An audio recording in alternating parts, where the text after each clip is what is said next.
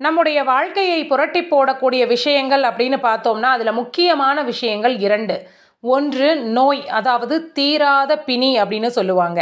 இந்த நோய் அப்படிங்கிறது நமக்கு வந்துருச்சு அப்படின்னா நம்முடைய வாழ்க்கையை அது கொஞ்சம் கொஞ்சமாக பறிச்சுட்டே போயிட்டு ஒரு கட்டத்தில் முழுமையாக நம்மளுடைய வாழ்க்கையை அது பறிச்சுட்டு போயிடும். அடுத்த விஷயம் அப்படின்னு பார்த்தோம்னா அது வறுமை.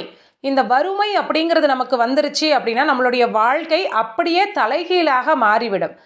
தலைகீழாக மாறக்கூடிய அந்த வாழ்க்கையில் நம்ம படக்கூடிய கஷ்டங்கள், அவமானங்கள், அதையெல்லாம் நினச்சி பார்த்தா நம்மளால் வாழவே முடியாது. அந்த அளவுக்கு மிக மிக கொடுமையான வலி அப்படின்னா அது அந்த வறுமை. இந்த வறுமையில் நாம் இருக்கும்போது ஒரு சிலர் நம்மளை பார்த்து சொல்லக்கூடிய சந்தர்ப்பங்கள் கூட நமக்கு ஏற்படும். என்ன அப்படின்னா, எப்படி வாழ்ந்த மனுஷன் பாரியா, இப்போ இவ்வளவு கஷ்டப்படுறான் அப்படின்னு அடுத்தவங்க சொல்ல நம்முடைய காதால் நம்ம அதை கேட்கக்கூடிய ஒரு நிலைமையும் நமக்கு ஏற்படும்.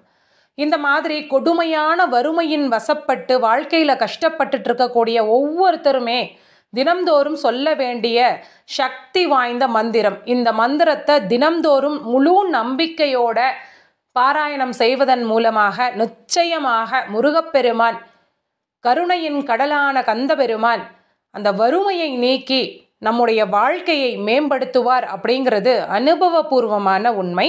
அந்த மந்திரம் என்ன அப்படிங்கிறத நம்ம இப்போ கேட்கலாம். அருணகிரிநாத சுவாமிகள் அருளிச் செய்த அந்த மந்திரம் கந்தர் அனுபூதியில் இருக்கக்கூடிய மந்திரம். வடிவும் தனமும் மனமும் குணமும் குடியும் குலமும் குடிபோகியவா, அடி அந்தம் இலா அயில்வேல் அரசே, மிடியென்ற ஒரு பாவி வெளிப்படினே. வெற்றிவேல் முருகனுக்கு அரகரோகரா.